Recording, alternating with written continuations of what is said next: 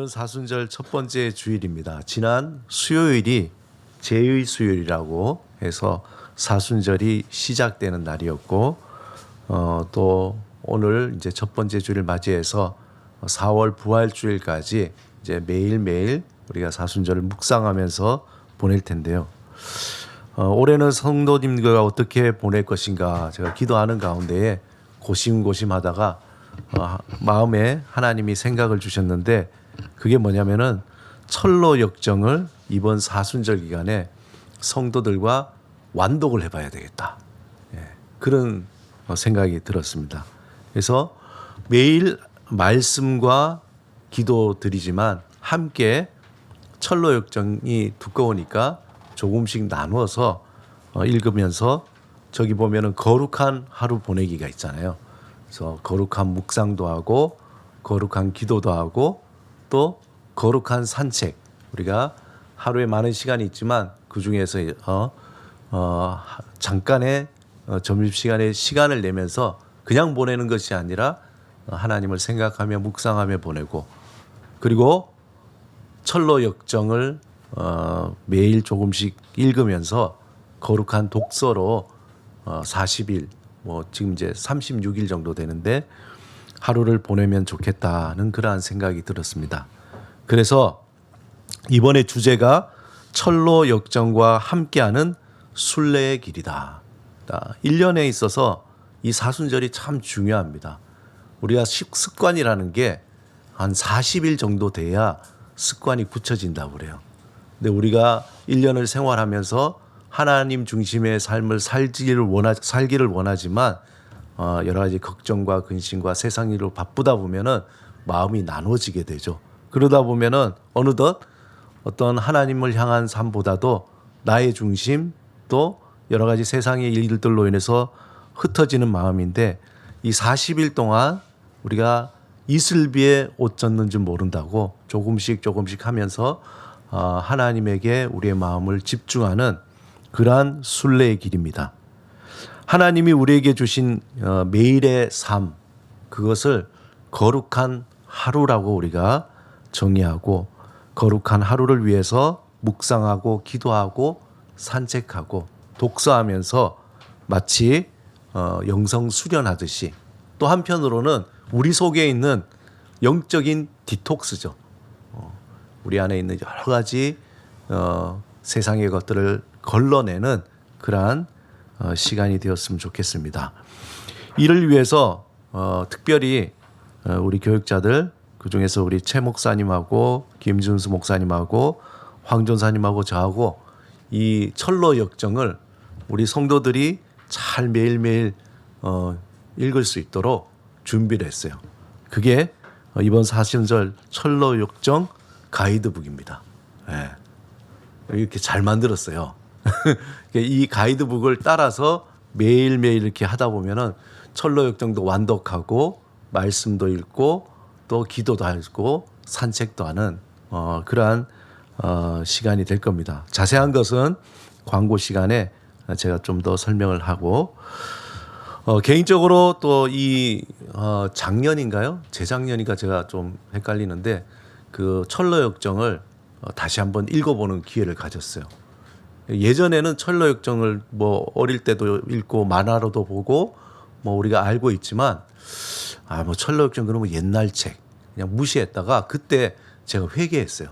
철로 역정을 읽으면서 철로 역정이 이렇게 신학적인 깊이가 있구나. 제가 깜짝 놀라고 회개하고 그리고 새롭게 바라보게 된 거죠. 그래서 아마 여러분들도 이 철로 역정을 쭉 읽어보면은 그 철로 역정 그 사이사이에 문장 사이에 성경 구절들이 다 되어 있어요. 그것만 봐도 굉장히 은혜인데 철로 역정을 통해서 아마 풍성한 영적인 은혜가 있으리라고 확신합니다. 자, 존 버년 얼굴 한번 보시면 이렇게 생겼습니다. 이쪽을 제가 자꾸 이쪽 습관적으로 보니까 존 버년, 요한 버년이라는, 이분은 1628년에 영국의 베드포드라는 아주 작은 마을 엘스토우란 그곳에서 태어났습니다. 그의 아버지는 직업이 대장장이, 땜쟁이에요. 그러니까 뭐 냄비 뗍니다, 뭐 후라이팬 뗍니다 하는 그런 땜쟁이였어요. 그 기술을 가지고 있었습니다. 그 땜장이었고 그도 역시 아버지를 따라서 자연스럽게 그 일을 배워서 잘하게 됐죠. 그런데 그 후에 그는 그 영국 안에 있는 내란, 공화정하고 왕정 복귀 등 아주 가톨릭과 또 개신교의 어떤 종교 전쟁이 막 일어난 그때에 그도 그 풍파에 파란만장한 그러한 삶을 살았습니다. 존 버년이 16살 때에 군인으로 징집이 돼서 무려 3년 동안 전투에 참여했어요. 3년 세월 청춘을 보낸 거죠. 그곳에서 전쟁의 참혹함도 보고 동료들이 죽어가는 것도 보게 됩니다.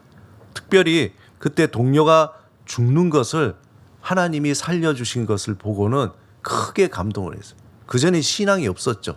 그냥 뭐 동네 아이로 그렇게 자라다가 그렇게 그 은혜를 그 장면을 보고 내가 하나님께 서원을 해야 되겠다. 그런 마음이 들었다고요. 전쟁 후에 존 버년은 2번의 결혼을 하게 됩니다. 첫 번째는 아내에게 4명의 자녀가 있었는데 그 중에 한 아이가 불행하게도 시각장애 아이로 태어나게 됐어요. 그리고 첫 번째 아내도 얼마 결혼하고 난 뒤에 아이를 놓고 이제 죽게 됩니다. 그리고 2번째 결혼을 하게 되고 그런 여러 가지 그 삶에도 질고가 있게 되는 거죠. 그 가운데 고향인 베드포드의 한 침례교회에 출석을 하게 되면서 그곳에서 회심을 하게 됩니다. 은혜를 받게 되고 그가 크리스찬으로 기독교인 하나님의 자녀로 회심을 하게 돼요. 그리고는 놀랍게도 그의 인생의 모든 문제들을 이제 하나씩 극복해 나가면서 새로운 삶을 살게 됩니다. 그런데 참 그 인생이라는 게 순탄하지만 않죠.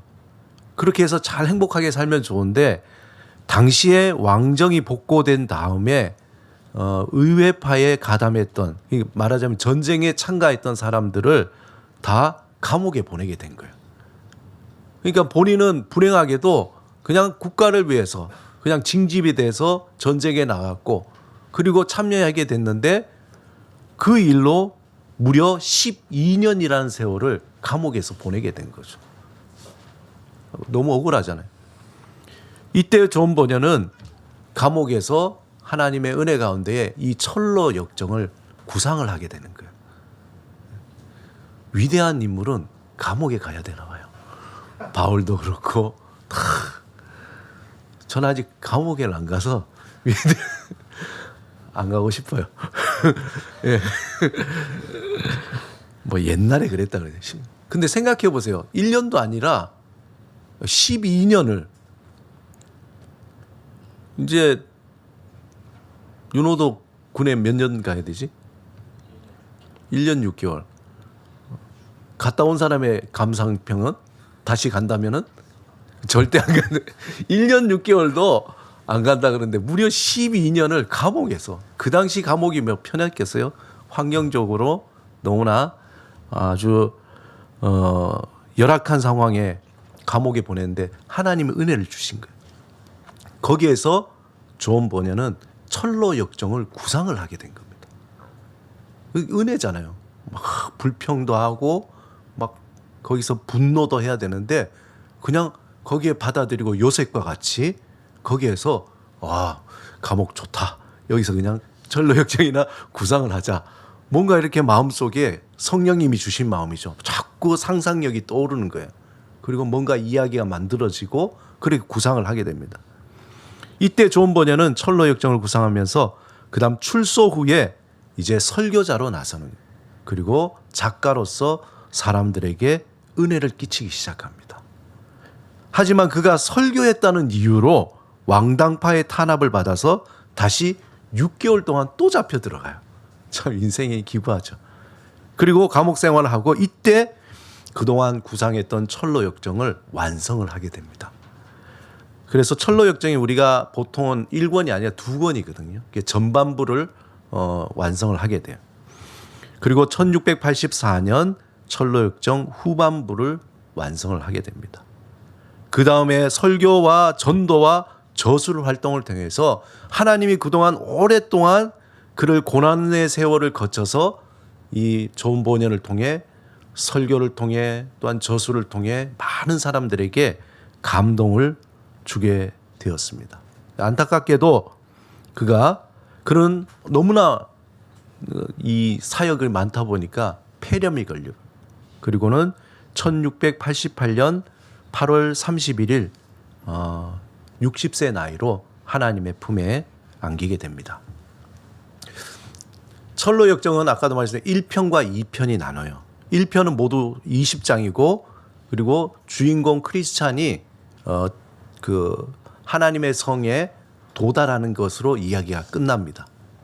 그 과정 속에 보면은 지도에 한번 보시면은 철로역정 뭐 잘 보이진 않으시겠지만 저 외곽에서부터 쭉 이렇게 그림을 이렇게 표현했는데 하나님의 성에 도착을 하게 돼요.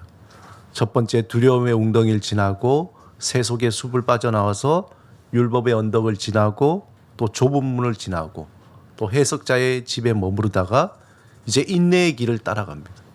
그리고 경계의 집에서 또 굴욕의 골짜기 또 허영의 시장을 거쳐서 절망의 성을 지나 마지막 천국의 도성에 도착하게 되는 거죠. 이제 앞으로 여러분들이 요 거룩한 독서를 통해서 그 하나하나를 조금씩 읽어가면은 아 정말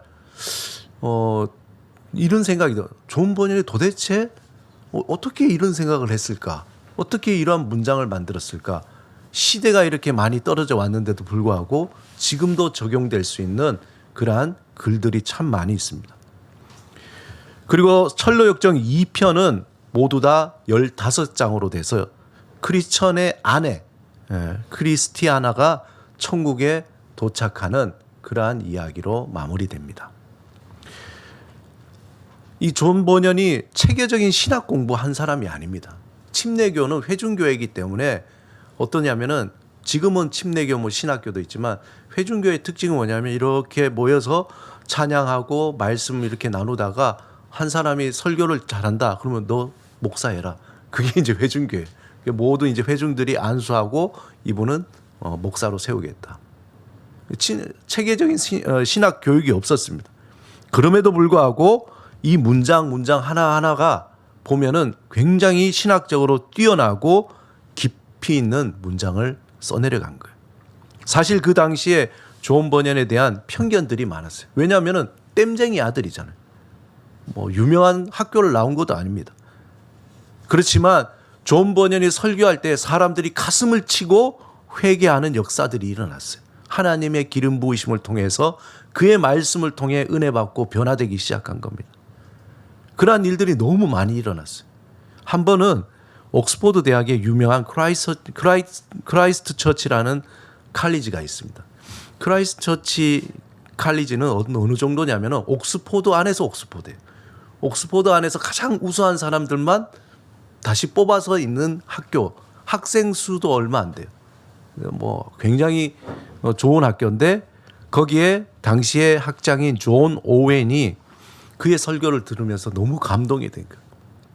그리고 그 감동을 그 당시에 황제인 찰스 2세에게 얘기했던 존 번연의 사람이 너무 설교가 감동이 되고 은혜가 됩니다.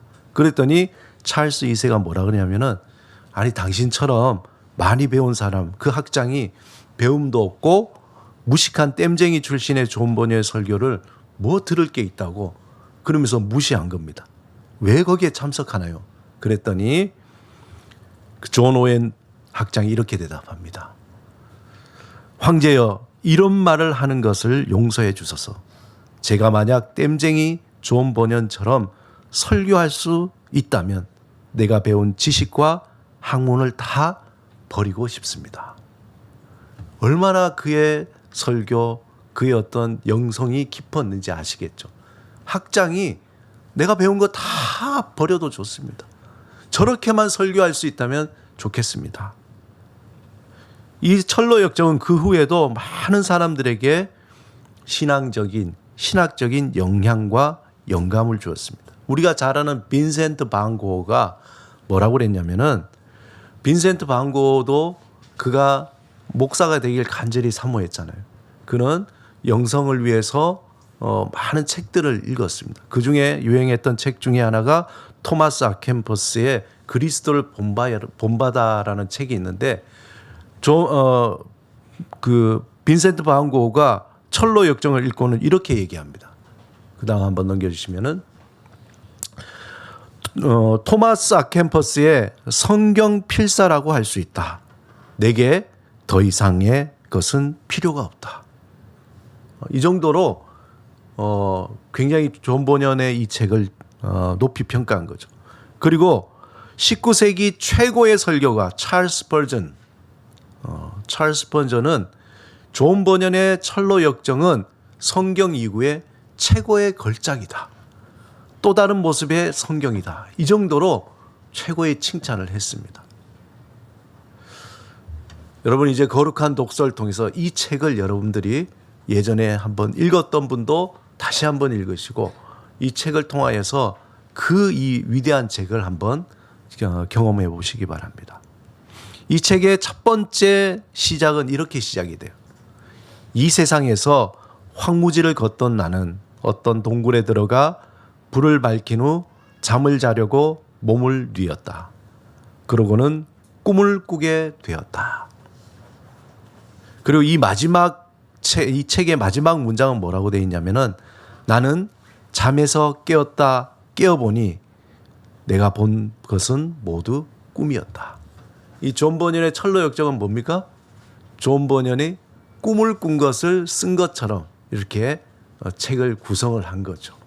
한마디로 존 버년 자신이 꾼 꿈, 그 꿈 이야기를 독자들에게 이렇게 이야기하는 형식으로 그렇게 글을 쓴 겁니다. 그 꿈이라는 형식으로 사람들에게 이 세상이 어떠하다. 그리고 예수 그리스도 안에 있는 그 구원의 의미가 무엇인가. 다양한 이야기들을 이야기체로 이 안에 넣어놨습니다. 이 안에 아주 재미난 많은 사람들이 등장을 하죠. 먼저 1장에 보면은 멸망의 도시라고 시작이 됩니다. 멸망의 도시. 그는 꿈속에서 한 사람에 관하여 이야기를 풀기 시작해요.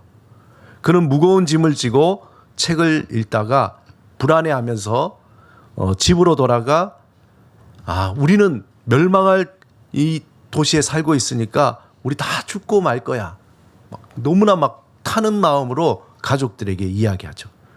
그런데 그 가족들은 그 사람에 대해서 우리 남편이 드디어 미쳤구나. 그렇게 얘기하는 거예요.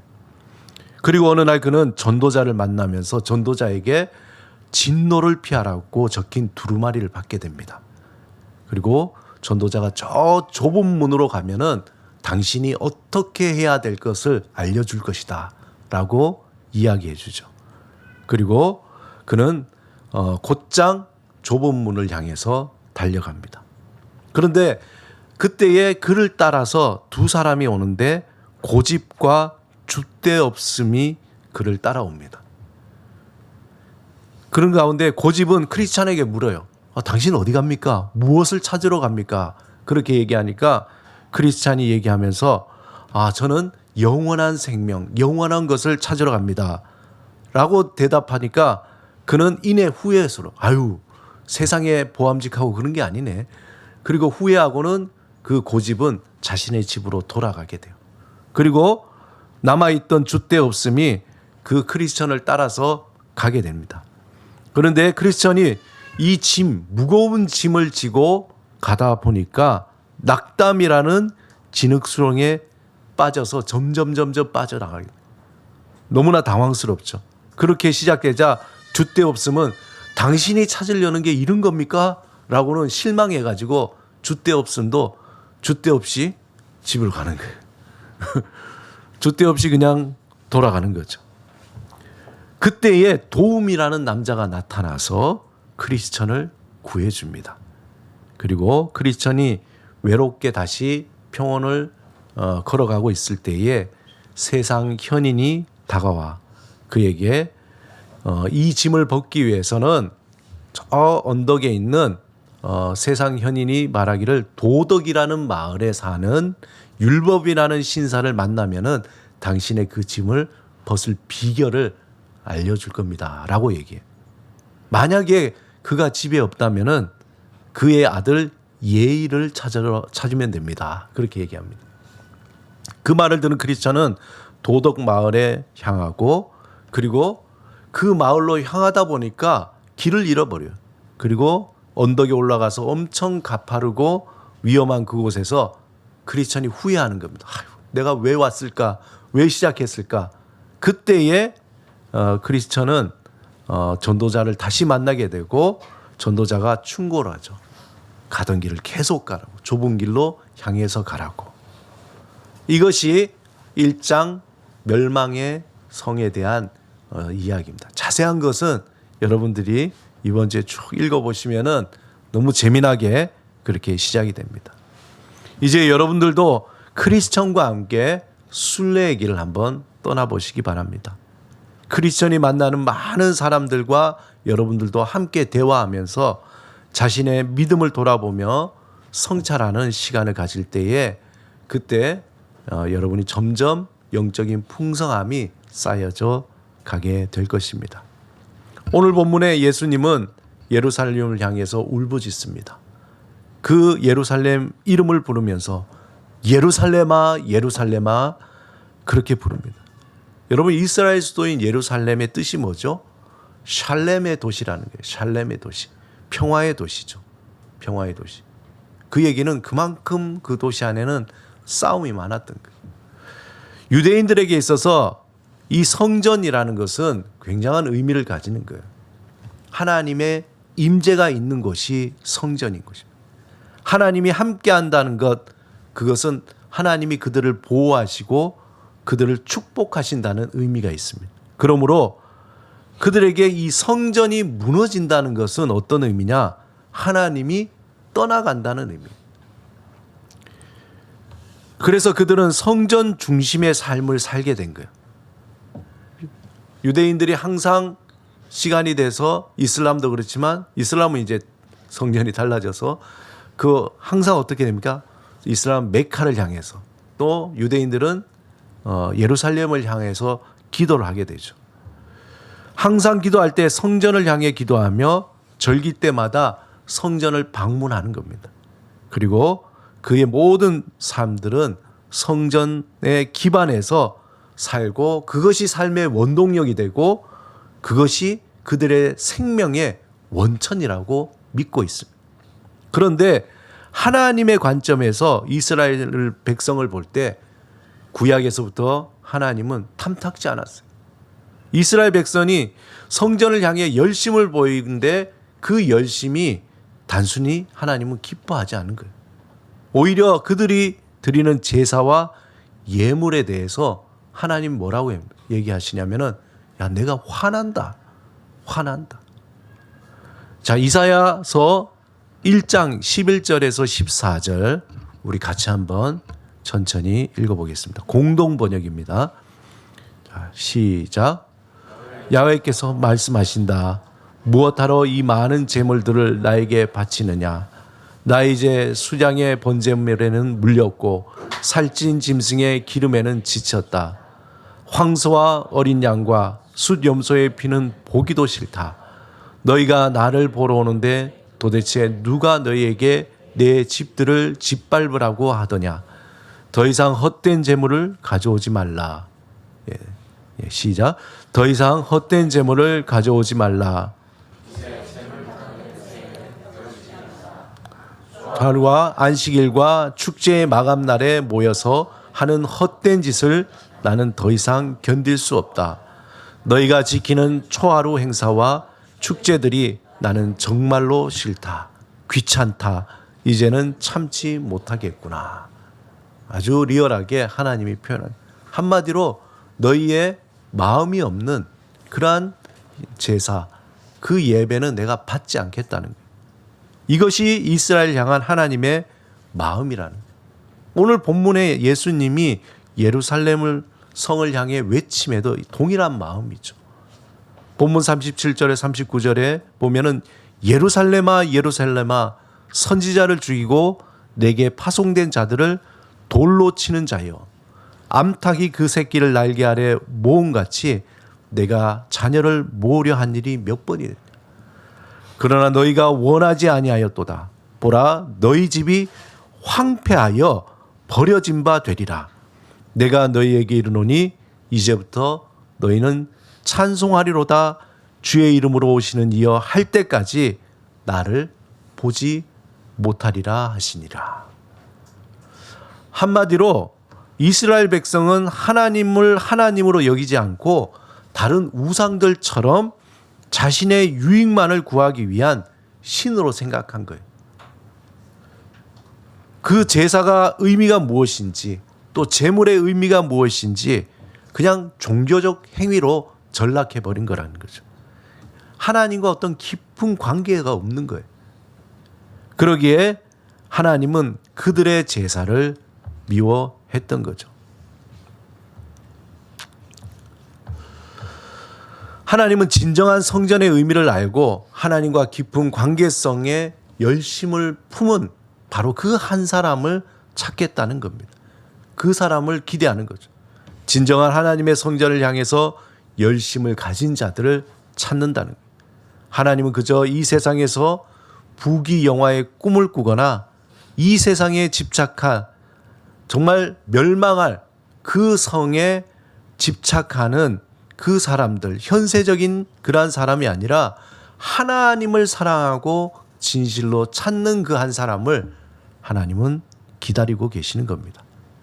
사랑하는 여러분, 지금도 하나님은 주의 전을 사모하는 자를 찾고 계십니다. 그 성전은 건물이 아니라 예수 그리스도 안에서 하나님의 생명을 받은 자, 하나님의 영을 소유한 자들입니다. 하나님은 우리가 하나님의 성전 되었잖아요. 하나님의 성전된 우리가 온전히 하나님 앞에서 정결하게 되어 하나님을 만나고 하나님과 사귐을 갖기를 사모하십니다. 크리스천이 장차 멸망할 성을 떠난 것처럼 우리 안에 무너져야 할 성을 떠나서 진정한 하나님이 거하시는 성전에 머물러야 합니다. 이번 사순절을 보내면서 우리 다 하나님 앞에서 나의 잘못된 생각의 성, 또한 버려야 할 습관의 성, 세상을 향한 헛된 소망의 성들을 떠나고 믿음으로 보이지 않는 그 길을 떠나 하나님이 우리에게 보여주시는 영원한 성, 거룩한 성, 그 성전에 머무시기를 주님의 이름으로 축원드립니다. 우리 같이 한번 말씀을 생각하시면서 기도드리겠습니다. 오늘 말씀 가운데에 주님, 내 안에 떠나야 할 그 성, 이 세상에 정말 이것이다 하고 지었던 나의 욕심으로, 헛된 소망으로, 나의 야망으로, 욕망으로 지었던 내 안에 수많은 그러한 성들을 주님 다 떠나게 하여 주옵소서. 장차 다 무너질 그 성을 미련을 갖지 않고 떠나서 하나님 앞에 온전히 거하는 그 거룩한 성에 거하는 사순절이 되게 하옵소서. 우리 함께 기도드리겠습니다.